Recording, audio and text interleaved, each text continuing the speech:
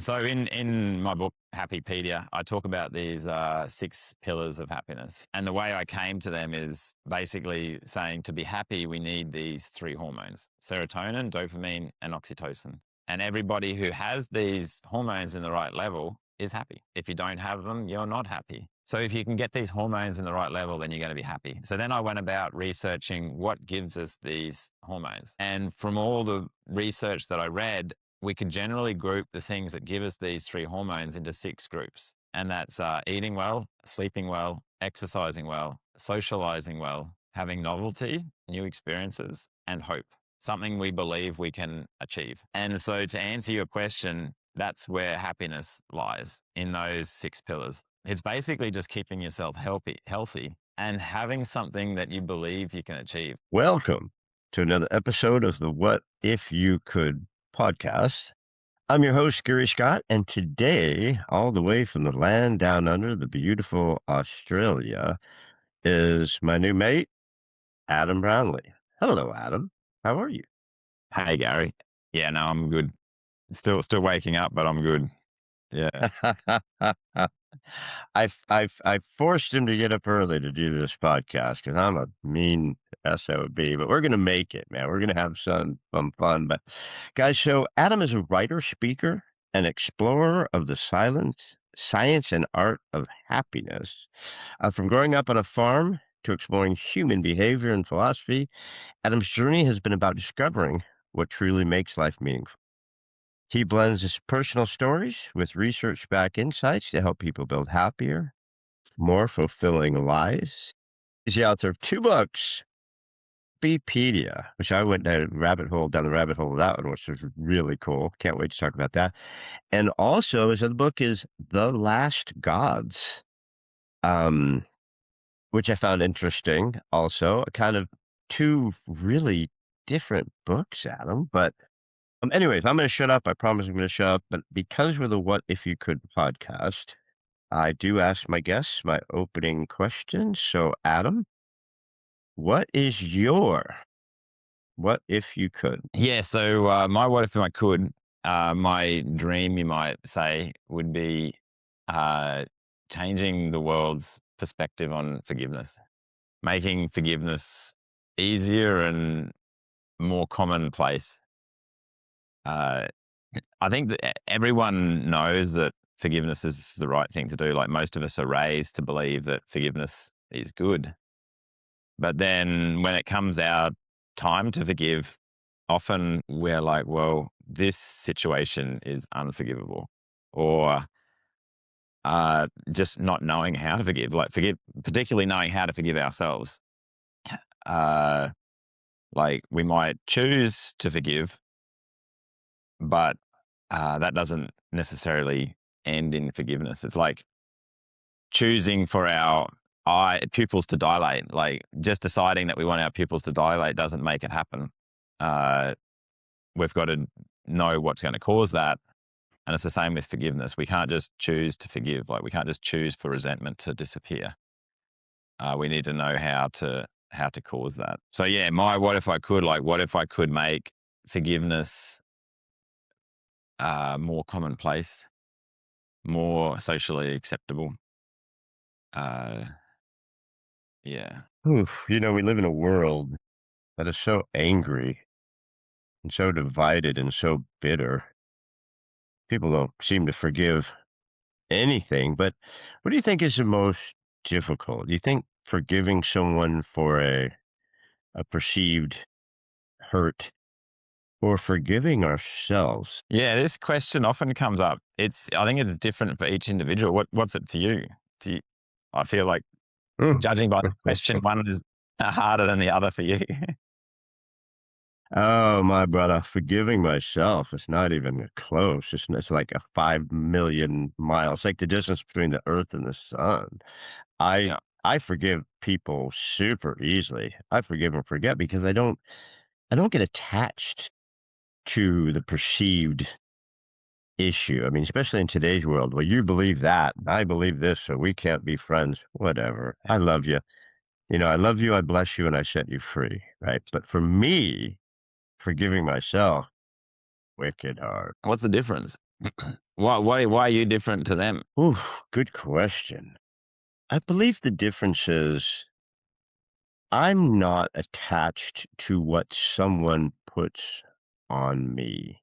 If someone does something to me or is angry at me or some perceived ill, I'm like, whatever. I don't, it doesn't bother me. Whatever, let it go. Yeah.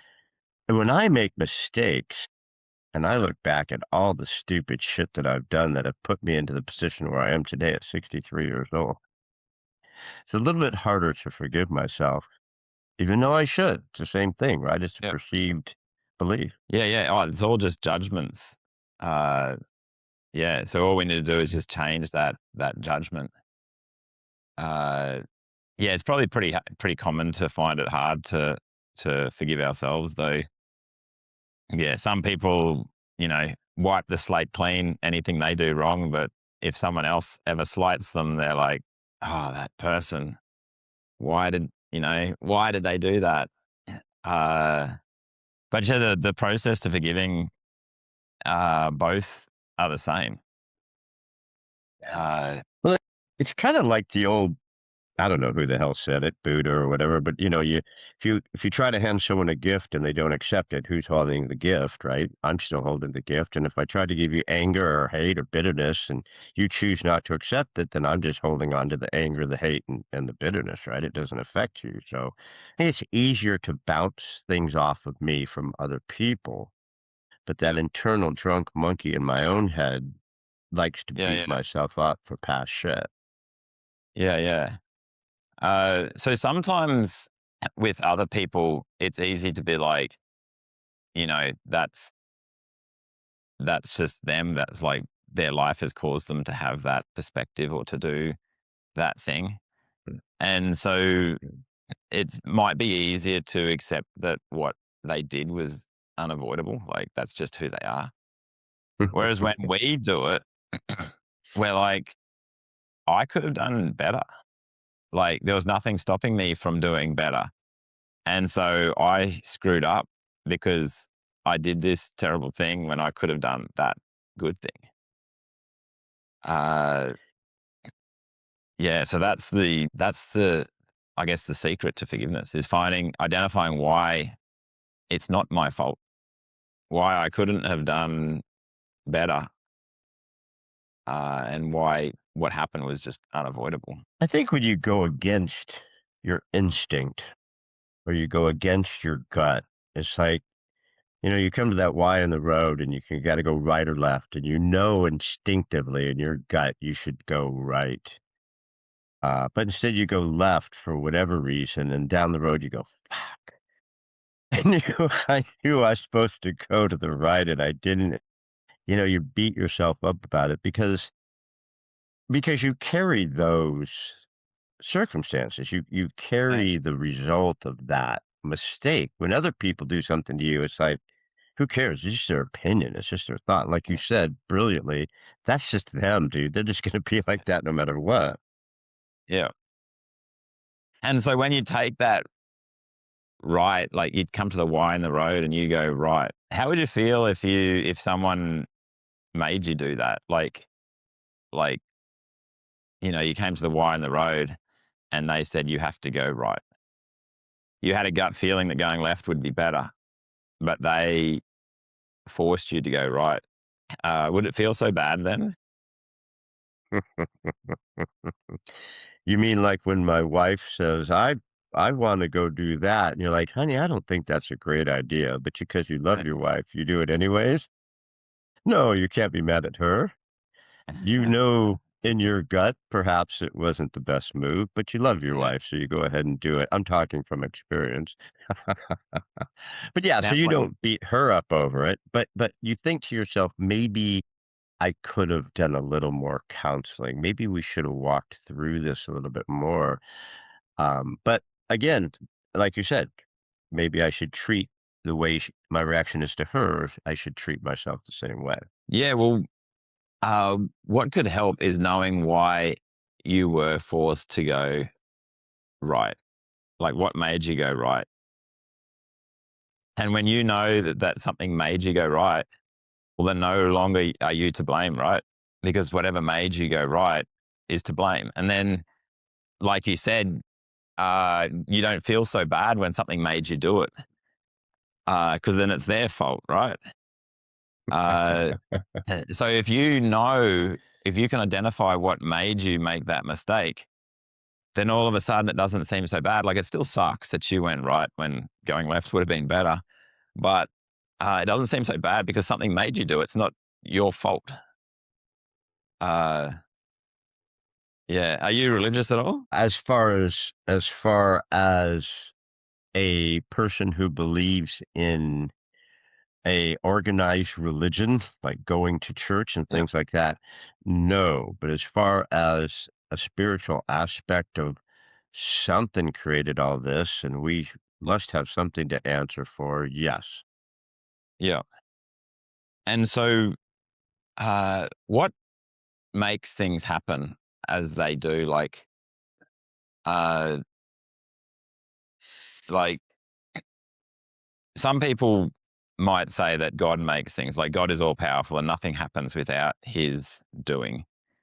So if you went right, then God made you do that because like he has a plan, and and this is obviously part of his plan, the fact that you went right.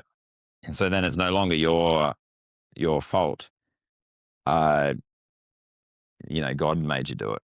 Uh, is there anything in your philosophy that has power over you, like karma, uh, or are you the most powerful thing in your universe? Are you where the buck stops? Do you have power over everything? Of course. I mean, I I don't no one could make you do something, feel something, be something. It you that has to, in my humble opinion, that has to come from within you. So if it comes from within you, do you have control over that? Like, say something within you made you go right. Could have you done any differently if this thing within you made you do that? Like, it might have also made you go left, but you didn't really know what it was going to do until you did it. Is that how this works? This thing inside of you that makes you do things? In my thought process, no. In my thought process, it doesn't matter what the event was, good, Yeah. bad, or indifferent. It's how I let myself believe what the event was. So if I knew I shouldn't have turned left and I went right because my wife wanted me to, and I continue to beat myself up over that, the only one who's allowing myself to beat myself up over that is me. No one is beating me up over it. It's a long forgotten incident that no one even cares about. Yet I'm the one beating myself up for whatever reason I am. No one Yeah. else is doing it for me. So let's say that your wife wasn't there. Like, I was putting like someone there to highlight that when we're forced to do something, it doesn't feel so bad. Now I want to know what is making you do this when your wife isn't there. Like, when you've made mistakes and your wife wasn't there, and like you just did it. What made you do that? Like, was it this thing inside of you, or was it like why did you go right? Even in the way my mind works, there are times where I self-sabotage, where I'm like, I know I should turn to the right. It would be better if I went to the right. But because I'm a I'm a I'm a very stubborn asshole, I'm going to the left anyways. I know I know this could go bad, but I'm going there anyways. And so Yeah. I have put this upon myself. No one forced me to do it. I chose to. It's like drinking and driving. Yeah. You know you shouldn't drink and drive. You know you Yeah. shouldn't have too many pints and then hop in the car, right? But we do it anyways. And Mm. if you make it home and you're lucky and you end up doing it again, well, that's one thing. But what if you kill 10 people on a highway? because you did something you knew you weren't supposed to do? Are you going to carry that regret? Well, you'd definitely be sad about it. Like there'd be something wrong with you if you weren't sad about that and disappointed and not want it to ever happen again. But at the end of the day, something made us do it. So it was likely. So you said that you wanted to, right? Like you knew that drink driving was wrong, but still you wanted to do that.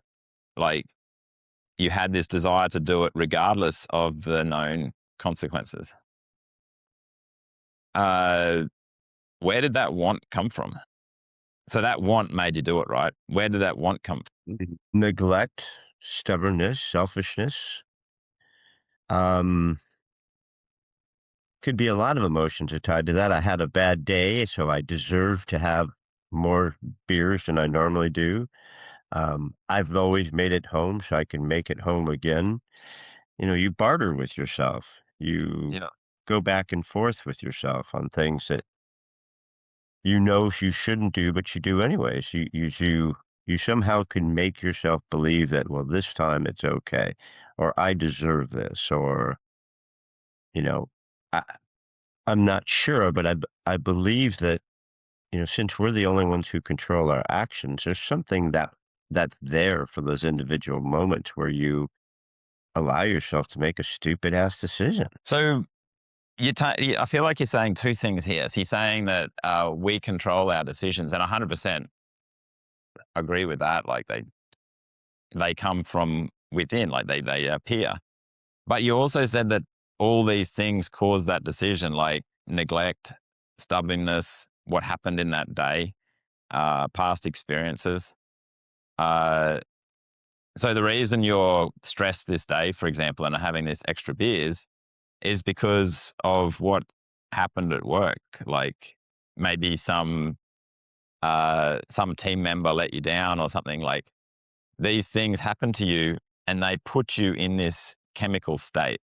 Like they raised your cortisol levels. They did all these other things to your body. So you're feeling these emotions.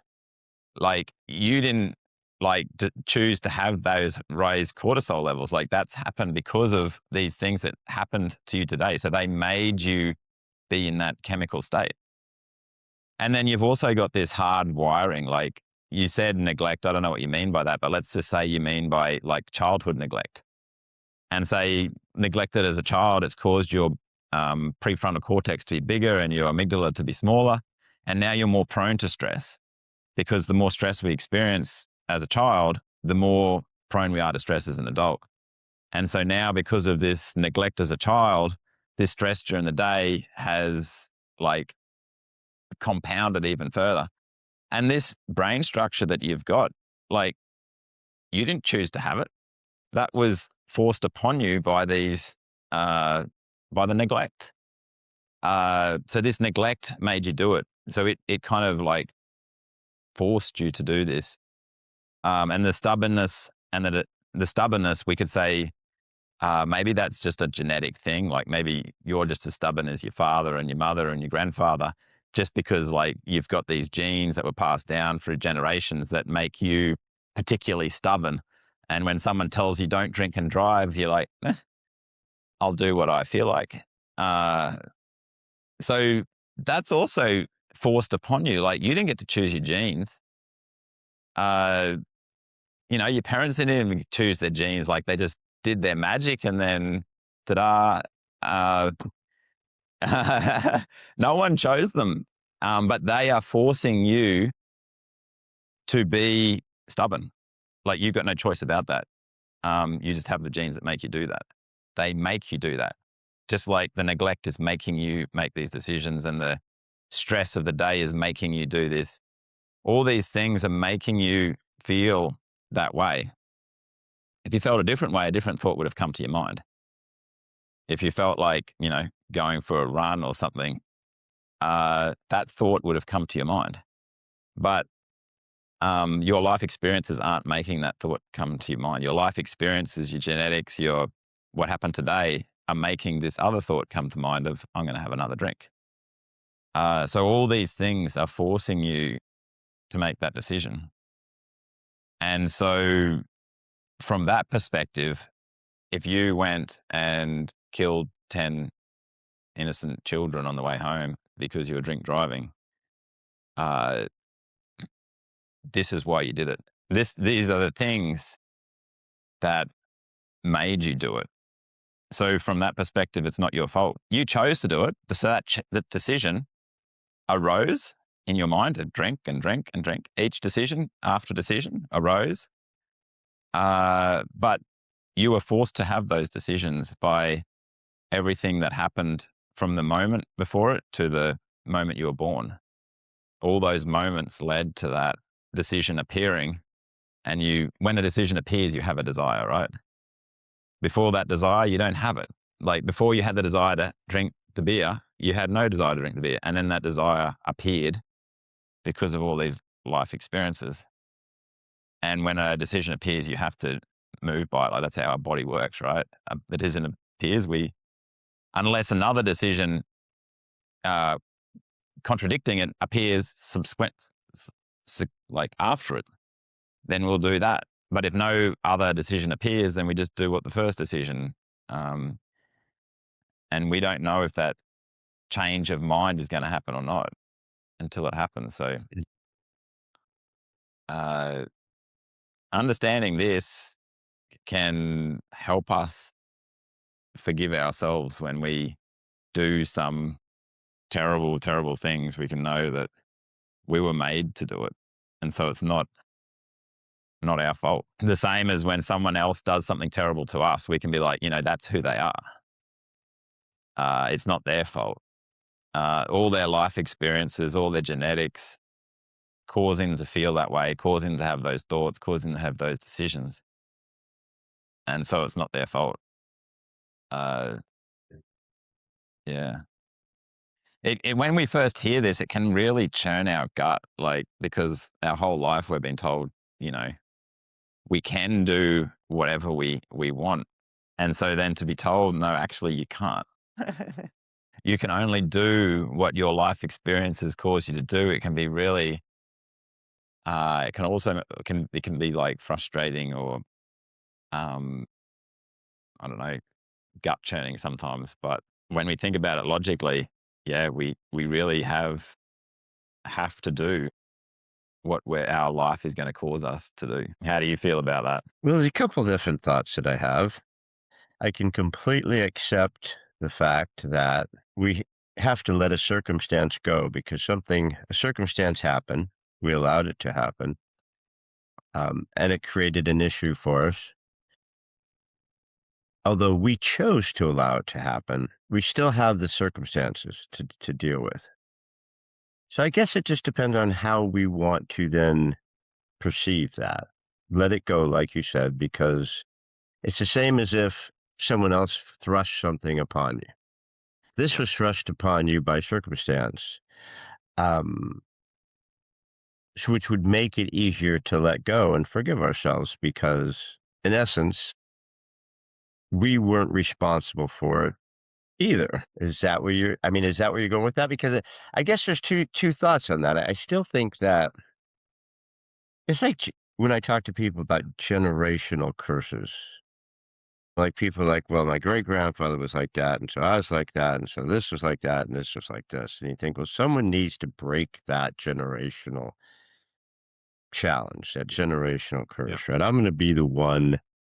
My great grandfather was an alcoholic, and my grandfather was an alcoholic and beat his wife, and then my dad was an alcoholic and beat my mom. Well, I'm going to choose to not be an alcoholic and beat my wife.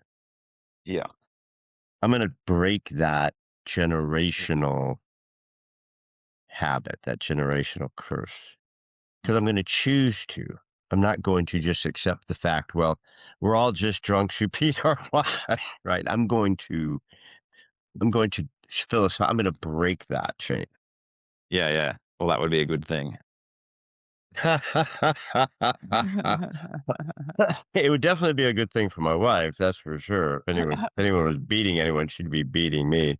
I want to touch on something that you are deep involved with, which is something that I think that people just struggle so much with. happiness, happiness, Yeah. happiness, happiness, happiness. Are we the probably least happy we've ever been in the history of the world right now? I don't think so. I don't think so. Uh, but but maybe we've got a new challenge that our grandparents didn't have. So I don't know. Were your grandparents particularly religious? Like mine were avid Catholics. I feel like most of the older generation were more religious than our current generation. I don't know anything about my dad's family, um, unfortunately. But on my mom's side, he was definitely not religious, unless you consider going to the horse races a religion. Yeah, right. Yeah. No, he was not religious. But do you think religion equals happiness? Well, it's something that can give us acceptance, right? So one of our biggest stresses in life is, this idea that we made a mistake. We regret it. We worry about making more mistakes. We resent other people for their mistakes. Often religion can help give us acceptance because it explains, why that happens, and then it gives us an enduring sense of like something to work towards, regardless of our situation. So it doesn't matter what happens to you in your life. You can always hope to go to heaven, right? Because everyone is eligible to go to heaven. You do the right things. Uh, you be good. You ask for forgiveness for your mistakes. You're going to heaven. So, you might not have everything right now. You might have nothing right now. But you know that when your time comes, you're going to have everything in heaven. So you've always got something to look forward to. And even if you're more like an Eastern tradition and you believe that you could be reincarnated as some higher being, this is something that you can always aspire to, regardless of what terrible things happen to you in your life. So the universe is against you and it takes away everything. It takes away your family, your home. You've still got something to work towards. You've still got this idea that you could be reincarnated as a higher being. You have nothing else, but you have hope of this. All you need to do is be a good person, and you will have this gift of being brought back in a better life next time. So it can give you this enduring hope. So they're the two big, powerful things I see of religion: is an enduring hope, something always to look forward to, but also a reason why things happen. So when we make a mistake, we have an understanding of why it happened. Like, it was part of God's plan. Like, you know, if your uh, mother died of cancer, like, that could be really hard to explain if you're not a Christian. But if you're a Christian, you can be like, well, this had to happen. This is part of God's plan. Uh, so as people become more educated, it seems they also seem to attend religious ceremonies less often. And when you don't attend religious ceremonies, when you don't like religiously reinforce these beliefs, then it's hard to have that strong belief. Uh, yeah, this is something that we are potentially lacking now in 2026, is these strong religious beliefs that our grandparents might have had. And so what what I am putting forward is that an alternative. Like, what if we could explain our purpose through science? And what if we could explain what causes things to do through science? And then there's no longer a contradiction like, oh, well, I don't really believe in most of that supernatural stuff because, like, it doesn't align with anything I was taught at school. Like I buy into some of it, like some of it feels right, but I don't buy into all of it. And like, it often leads to like picking and choosing from different religions. I like this bit and I like that bit, but not having, but because you don't have a strong, like, congealing thing, it's hard to have a really strong belief that it's true. Whereas science, everybody pretty much believes in science. We're all taught it at school. So we can have really strong beliefs in it. And it can explain why things happen. Like, it explains everything is happening deterministically due to the laws of nature. And so if your mother dies of cancer, that's going to be really sad. But you know that she is like part of this universe. She's matter, and we know that all matter moves according to the laws of nature, and it always has since the dawn of time. And so what happened was always going to happen. It had to happen. Like, since she was born, that is how she was going to die. Nothing in the universe has the ability to break this causal chain. So that's why it happened. And then that can give us more acceptance of these bad things that happen. And then we can also find So, endurance. no, go ahead. Go ahead. I'm sorry. Well, then I was Finish also your going to thought. say, so there's the two things. One is knowing why things happen, and the other is like a perpetual source of hope. So when we have nothing else, what can we hope for? And if we can make our foundational purpose to be happy, then that is something we can generally always work towards, even if we have nothing. We can work towards getting the food we need, the sleep we need, the exercise we need, these things that make us happy. Sorry, what were you going to say? No, so I guess my thought is because my wife did die from cancer at 46, and both them both. So I think about that, and trust me, that was a something that you think about when you get mad at God or you get mad at the universe. You know, like, why her? She was a really good person, and there's so many douchebags running around that are still alive. You know, why did she have to go? But so I guess predestiny. So if things are predestined and we're born and our book is written and we're we're gonna go out the way we're destined to go, Yeah. do we I would imagine that'd make it easier if you believe that everything that happens to us, we can't beat ourselves up too hard because it was just part of our destiny. But is there any controlling of our own destiny? Can we control our destiny? Is it just written? So shall it be? Yeah, it's confusing with these words. Like, so much of our English language is built on the assumption that we have free will, that we have godly powers to break the causal chain. And so it's often hard having this discussion uh, with these words that we're used to using. So we need to like go back and say, what does this word mean? Uh, so if we're talking about control, so you do control things, right? You could pick up that glass of coffee. I don't know what you're drinking. Let's say it's coffee. You Green, you it's green tea. It just looks like scotch, but it's not scotch. It's green tea. That's what I'm saying. you can pick up that glass, right? And you have complete control over that glass. Like, you can put it down to the right, to the left. So you're controlling that. But then you're also being controlled yourself. So your story is written, but you still have control. Your story is written as into how you are going to control these things that you control.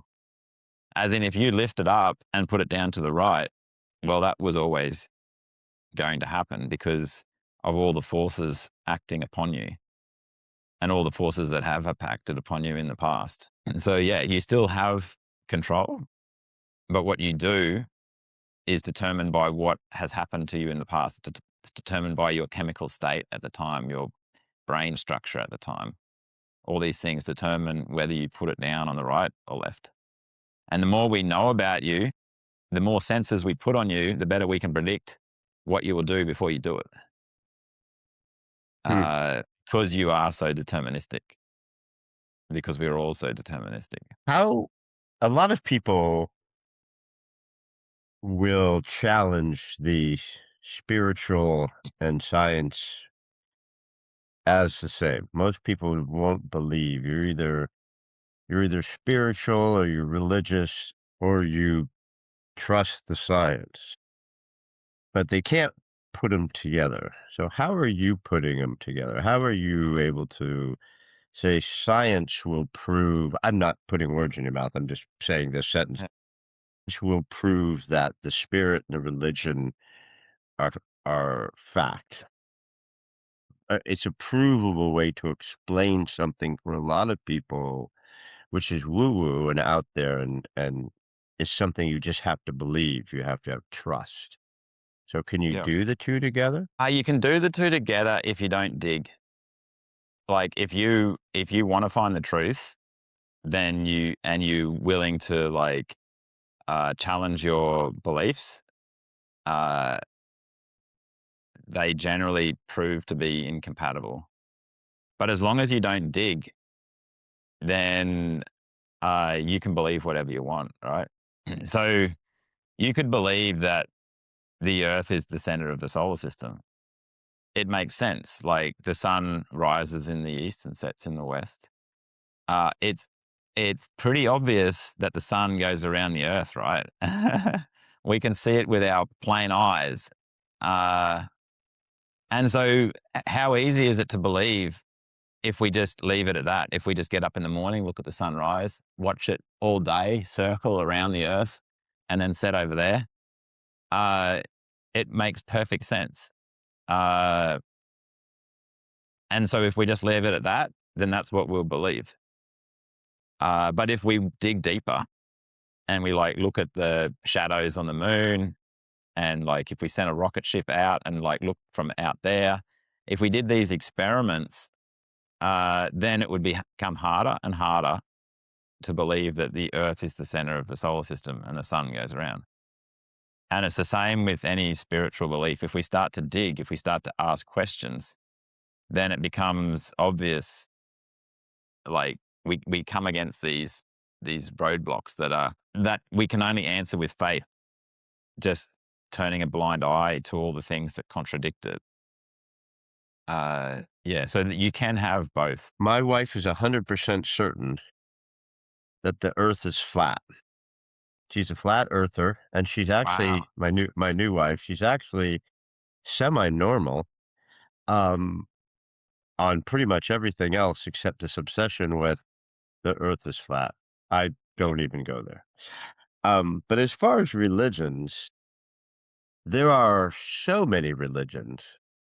So when it comes to the one religion, that would be the one religion. Is there one religion that basically everyone needs to adhere to? Well, there seems to be one from all experiments done. There seems to be one that we have no choice but to adhere to, and that's the laws of nature. Like, no one's been able to defy gravity or, you know, the laws of like equals MC squared. Like, all these laws apply to everybody and they seem unbreakable. So they seem to be the religion that everyone must abide by. So yeah, you're right. With the other religions, you don't have to abide by them. Like if you want good luck, you could just take your lucky coin, right? Or if, or you could pray to your particular god, or you could, you know, do what needed to good karma. Um, they don't really apply to everyone. They only apply to the believers. But science, it applies to everybody. So that would be Christianity. Is Christianity the religion? Why would you say that? How's that? Well, I would imagine, and this is just my random scrambling of my brain, which is a scary place to be. If there was something that you can prove, Yeah. and it seems like you can go back through history and you can prove a lot of aspects of the Bible. You could say that is the cave where Jesus was placed and where Jesus rose. That is the place where Jesus was crucified. These are the places where these events happened. So, if those are factual events that were written thousands of years ago, it would seem that there are things in the Bible that you could actually prove Yeah. to be true. Yeah. So those things you prove to be true, uh, and then you use them to justify all the things that you can't prove to be true. Is that what you're suggesting? Well, I guess if you look at some religions, you're asked to believe things that maybe are more difficult for people to believe. You go, for example, what's the one? Scientology. Yeah. So you're supposed to believe that some guy created a spaceship and brought everybody down to this planet, and so that's why they're all Scientologists. You go, well, that makes perfect sense to me. I'm sure that's acceptable. Now, to those people, it is, right? They believe in that. They believe L. Ron Hubbard came down in a spaceship and he's the dude. The Mormons believe that Joseph Smith showed up and now we're Mormons, right? The Prophet Muhammad, the people, billions of people believe that he's the dude, right? So, but there's a there doesn't seem to be a lot of ways to connect those dots to make them to trust the science, so to say. Whereas some aspects of the Bible seem to be historically easy to prove. Yeah, yeah. I guess that could help you strengthen that belief. If you wanted to believe in God being the creator of all things and God causing uh, everything to happen, like the good and the bad, or being in control of everything. Uh, Reflecting on these reasons would help you strengthen that belief. But I think you need more than that to believe that you are definitely going to heaven, and to believe, that God is definitely the cause of everything, and He is the most powerful. I think you need more than just knowing that, there's a cave where Jesus was buried in. And for that, because these things aren't so provable, right? Uh, so the more stories you can have that align with these ideas that you're going to heaven and that God is all powerful, the stronger your belief. And so if you want a really strong belief, you need to expose yourself to a lot of stories that align with that, and limit your exposure to stories that don't align with that. So limit your exposure to stories about how, a lot of these, like the Bible is a mixture of fact and fiction, and some of the stories are there as metaphors, and they're not there. Like if you had people telling you this, then this is going to weaken your belief. And so if you want really strong beliefs in what's in the Bible, it's best to spend as much time as you can with believers and try to avoid time with non-believers. Because if you spend too much time with non-believers, you're going to have more and more stories as to why their beliefs are true.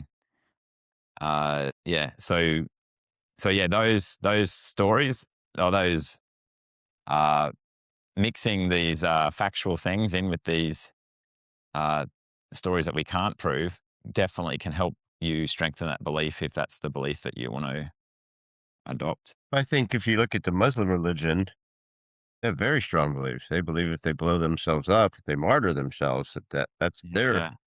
way to get into heaven. I personally don't want to do that. I'm not a fan of blowing myself up but that's their belief. I don't know how many billion Muslims there are on the planet. I guess that you could look at so many different religions and each one will have some hook that will get people to hold on to that as far as Yeah. that is their right, that is their belief system, and I'm not changing because this has taught me or this has told me that this is the truth, and so this is what I believe. So I don't know. Again, I'm not a religious person, so it's more difficult for me to hold on to one of those beliefs and go, yes, this is what I believe, and this is how I'm going to live my life based on this. Yeah. Yeah. Because you don't spend enough time with these people. Yeah. Excuse me, which ones? Which people should I be spending my time with? Well, That's my question. That's my question. my suggestion: people who believe in science. I think that's going to give you the most happiness, because it's something that's not contradicted. Like, well, as science is contradicted, it's updated, so it's always the most accurate that we have. Uh, and through science, knowing that every molecule in your, like, every particle of salt in your brain is moving according to these laws of nature and causing you to make the decisions you do, then it gives you so much freedom. Like, it gives you so much acceptance of everything you've done, everything you're going to do. You don't need to be worried about, what if you make a mistake? You're like, well, if I make a mistake, that was what's going to happen, right? Uh, Now, do you remember during COVID, the big chant was trust the science. And I think a lot of people, myself included, believe that the term trust the science is the most unscientific thing you could ever say. Because, like you mentioned, science is always challenging itself. yeah. Science is always re examining something that we believe to be true, yet we can continue to research it. It's like before we had supercomputers, we had this way we can analyze something. But now a lot of that stuff is shifted. We believe we could do different things because now we have these AI and these supercomputers that can do a trillion calculations in a second. So the science will continue to change as we develop. It's Mm, kind of tough to just say that science is static. Like you said, it's not static. Um, but so you've got foundational beliefs in religion that have been foundational beliefs for millennia, thousands of years. yeah. That hasn't seemed to change like science changes. Yeah, 100%. So, yeah, because science has so much credibility, people often lean on it, like, you know, lean on credibility to buy them credibility. So, if you want someone to believe you that this vaccine's good, you just tell them science says it's good. And because people, most of us have been to school, done science classes, experiments are repeatable. If something's scientifically proven, then it's usually pretty good, like pretty legitimate. So often this is just tagged on, like it's scientific, is just tagged on there to give you faith in it. So you can trust the science, like you can trust the science, but some people use trust the science to say, trust me. Trust So make my sure you, trust my science, not yeah, trust the science, trust my science. trust what I'm telling you to do. Yeah. uh, How does this relate to the happiness? I mean, in America, it's just like, dude, there's so much unhappiness here. There's so much misery. There's so much self-loathing. There's so much fighting. There's such a lack of happiness. It's like um, people are just miserable. And they. It seems like a lot of people seek out misery. It's like mm, I'm miserable. You can't talk me out of being miserable, and I'm going to only talk to people and listen to opinions that feed my misery, and you yeah. can't make me stop. When there's other people that look the opposite, it's like, I'm gonna choose to be happy, and I'm gonna choose to believe positive things and be hopeful about things. But happiness, like my wife always says, happiness is an inside job. Where does happiness come from? How do we chase down and find our happiness? So in my book Happypedia, I talk about these 6 pillars of happiness, uh, and the way I came to them is basically saying to be happy, we need these 3 hormones: serotonin, dopamine, and oxytocin. And everybody who has these hormones in the right level is happy. Uh, If you don't have them, you're not happy. So if you can get these hormones in the right level, then you're going to be happy. So then I went about researching what gives us these hormones. And from all the research that I read, we could generally group the things that give us these three hormones into 6 groups. And that's eating well, sleeping well, exercising well, socializing well, having novelty, new experiences, and hope. Something we believe we can achieve. And so to answer your question, that's where happiness lies, in those 6 pillars. It's basically just keeping yourself healthy and having something that you believe you can achieve. That's often the challenging one. Some people have too much they believe they can achieve, and so they have no time for all these other things. So they're always working towards their dreams, their dream home or their dream job or their dream whatever, and then they don't have time to exercise and sleep well and eat well. And all these dreams are causing a lot of stress. And then some people don't have anything they really want or believe they can achieve, and so that's also stressful. So one of our biggest challenges is getting this hope, this wanting something we can achieve in balance. We need to have everything in balance. Like we need to eat in balance. We can't eat too much. We can't eat too little. We need to sleep the right amount. Like can't have too little, but if we sleep too much, then we won't have time for all these other things we need to do. We also need to keep our hope in balance. Yeah. So that's where I'd say happiness comes from. It comes from within. It comes from these 3 hormones, but that's how we can get those 3 hormones. I like how you said purpose. I mean, it's not one of the exact things that you said, but you did mention, people who are searching for purpose, um, whether that fits in with the novelty or whether it fits in with hope. I mean, but that's such a well-rounded way to start. It's not woo-woo. It's not pie in the sky. It's very, I mean, good food, sleep, exercise, socializing, novelty, and hope. Such an easy formula. It's not woo-woo. Everyone can do these things. Yeah. Everyone could have hope and look for novelty and socialize, exercise. I mean, it all just makes sense. It fits really well. Yeah, Um, yeah. what's the biggest missing link you think people have of those 6 items? Oh, that's such a common question. Which one is it? And the answer is like it's different for everybody. Uh, So it's often the hardest one for us. Like that seems to be the one we neglect. So and we often don't appreciate how much we need it until we get it. As in, like, for example, socializing.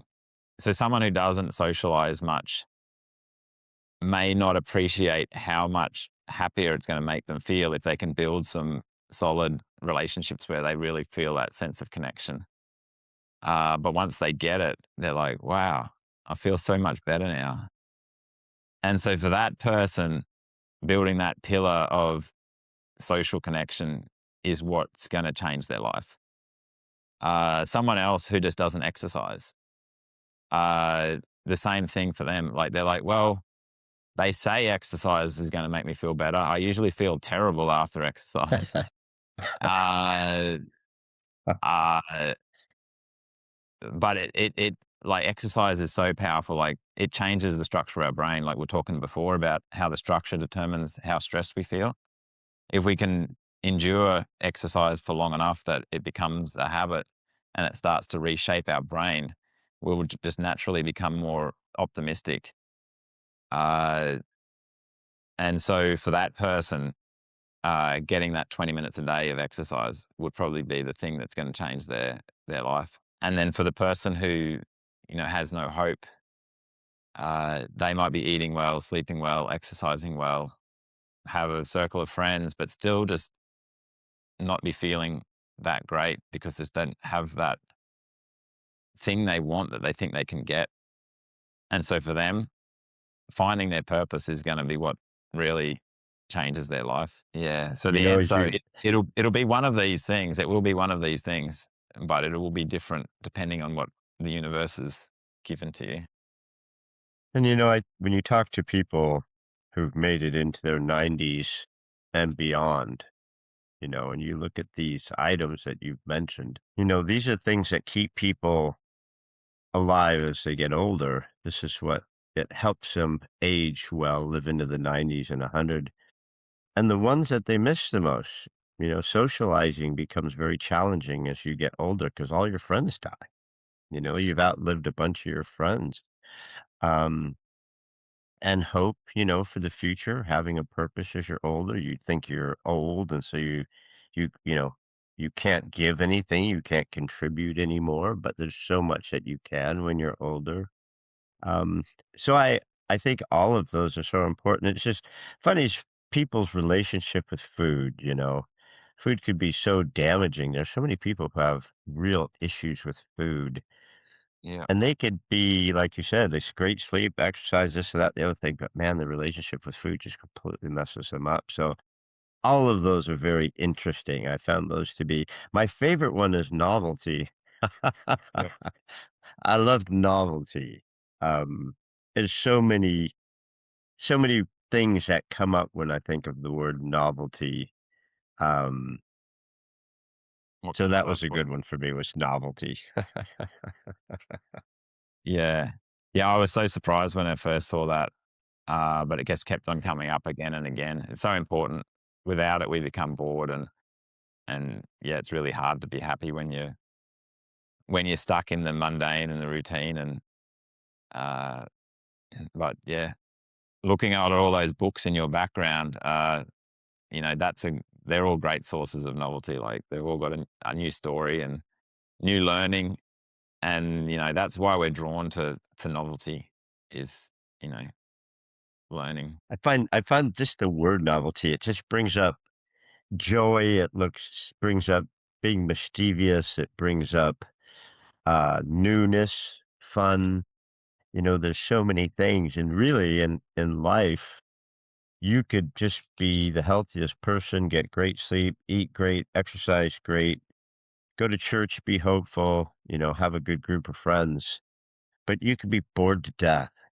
Yeah. With all that, right? Monotony in your life of just getting up Yeah. and doing the same thing and going to sleep. So, yeah, novelty was definitely my favorite. Of all the one I'm gonna work on, that's the one I'm gonna work on the most. Wow. Wow. You so it's not the one you're already acing? I feel like I thought that would be the one you're already nailing. No, it used to be. It used to be, but now I found myself in a rut where Yeah, right. I eat really well. Sleep has never been something I do well, but that's okay. I exercise religiously. Don't have a very good social circle. I'm very hopeful. I love the word hope. I focus on hope a lot. I think novelty is the one I'm missing the most. It seems like the way life has gone for me the last couple of years, that would be the one that I'm missing the most. Not only missing because I'm not doing it, but missing as wanting to go back to be more mischievous, find the novelty, find the joy, find the fun of life. Otherwise, all the other ones don't seem to matter What to me. yeah, yeah. Yeah, nice. I don't know. I don't So know. what are you So, gonna do today? What novelty are you gonna find today, you reckon? um, good question. My wife is right now somewhere out in the world somewhere, Indonesia, the Philippines. I think it's somewhere off some remote island, Raja Ampat, wherever Raja Ampat is, in Shillong, off the country of Shillong. Living on a boat, scuba diving because she's a scuba instructor. So she gets a lot of novelty. And it's a blessing that she's able to do that. I definitely think that's awesome. She does that. So I don't know when I think about that word novelty. Something I want to focus on Maybe I'll take up juggling. I thought you said you're going to get in like a plane this afternoon and fly to her and go scuba diving in this remote place of the world. Man, that would have been some novelty, hey? Like, when was the last time you jumped on a plane and went scuba diving in some remote place with, uh, Well, she does it 4 times a year. I haven't done it in a couple of years because I've had some health issues that have kept me from getting back in the water, but I'll do it again. Um, and to me, that's not really novelty because it's something that we've done a lot. So novelty to me will be things that I haven't done a lot of. Um, and joy, for some reason, joy seems to really pop out of my head when I read novelty. yeah, Something about joy, mischievous. I'm a mischievous type of guy. Like, you like you trouble. know, uh, I like trouble.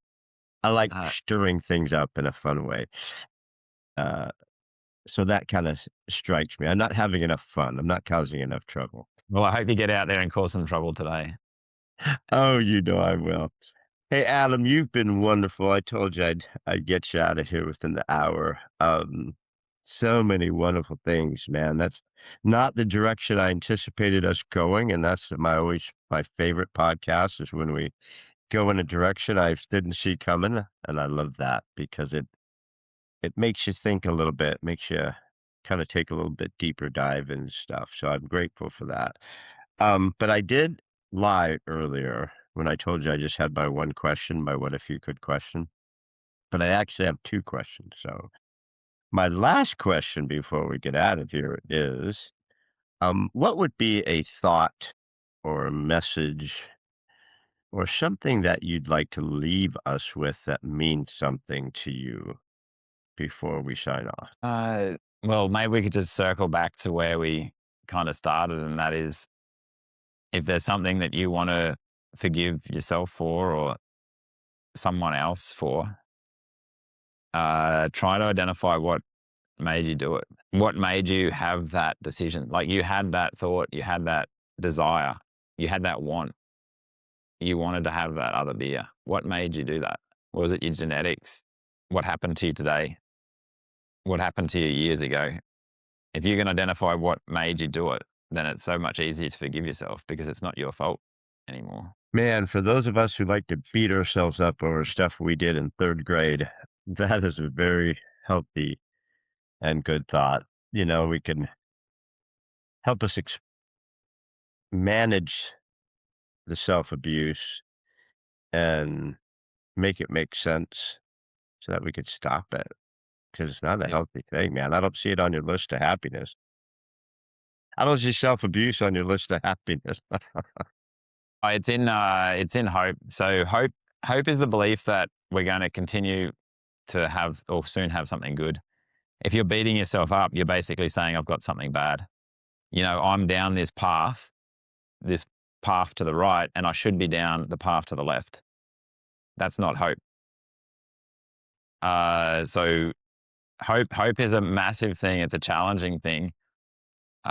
It's probably, 2/3 of Happypedia is just about hope. It's something that takes work, just like exercise, sleep. These things, like, if you're not good at exercising, it's a challenge. It's something you need to work towards. If you're not eating well, it's a challenge to change your. And if you're not very good at making friends, that's a challenge. Uh, so is adopting the beliefs that gives you perpetual hope.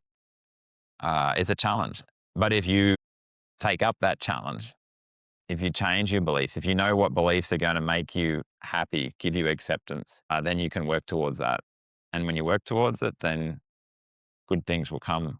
So, yeah, it lies in hope, this regret and resentment. Hope. It's one of my favorite words. Love it. Novelty now I'm gonna throw in there is probably one of my favorite words now, but I love the word hope. You know, it just means so much. It's a powerful word. Guys, we've just been blessed with a little bit of time with Adam Brownlie. He's Australian author, philosopher, and expert on forgiveness and its potential to bring us greater peace and acceptance in our lives.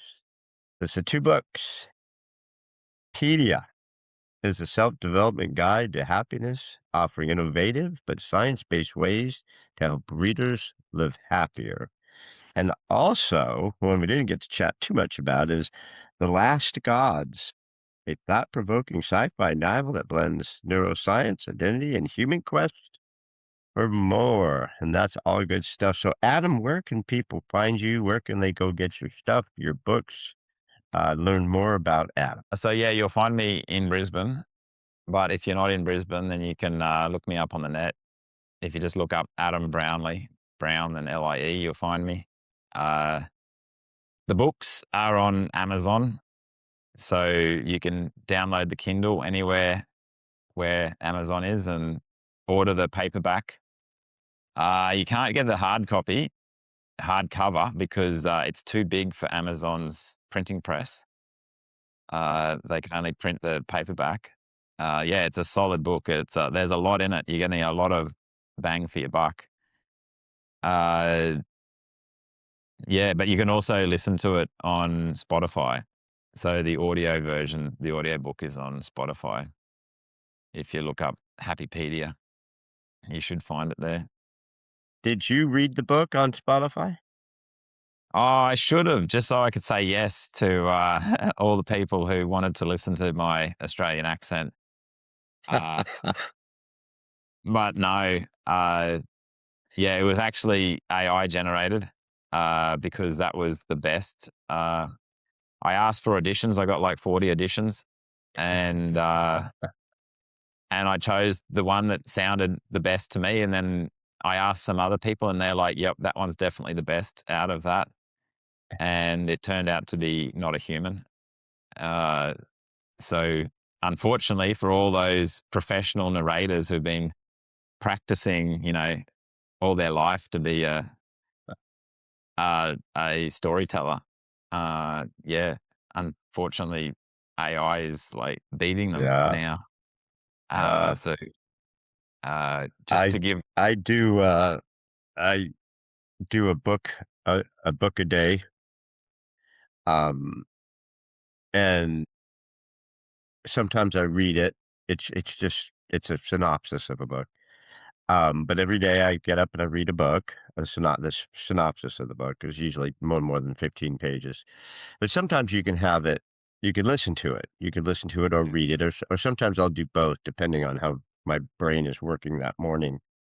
And some AIs are really bad for that book. You know what I mean? It mm, like doesn't fit the book. It's like, so I just read it and won't listen to it. But some yeah, are getting pretty amazing. It's like, wow, that was really good AI. But just, yeah, you got 40 different ones to listen to. That's pretty freaking amazing. yeah. A lot of the a lot of the auditions were human. I assume a lot of them were human. Uh, but yeah, maybe those ones that you were listening to were done maybe 6 months ago, maybe 12 months ago, when they weren't so good. But yeah, it's getting better every day. It's insane. It's incredible. I do so much with AI now, and I was not going to go down that road, but I've ended up going down that road, and it really is an amazing thing. But Adam, you've been great. Thank you for getting up early for us in Australia. This has been wonderful. Like I said, a super thought-provoking. You had me on the ropes there, buddy. You had me on the ropes with this whole thing about this forgiveness thing. Now I got to really take a look at that and let it go. Yeah, yeah. Well, take a look at part two and part three. Really dig deep into that if you've got time. Doesn't sound like you have much time, but yeah, if you get that flight to go scuba diving, maybe you could listen to the audio version on that flight. But yeah, Well, it's a thanks for having 22 me. it's a 22-hour flight, so I'll get through some of Hapapedia, but probably not all of it because it sounds like a massive Uh, volume. But you'll finish it on the return flight. Yeah, there you go. 2 hours. Adam Brownlie, you've been great, my friend. I appreciate it very much, and I'll talk to you soon. Thanks, buddy. Bye. I'll see ya.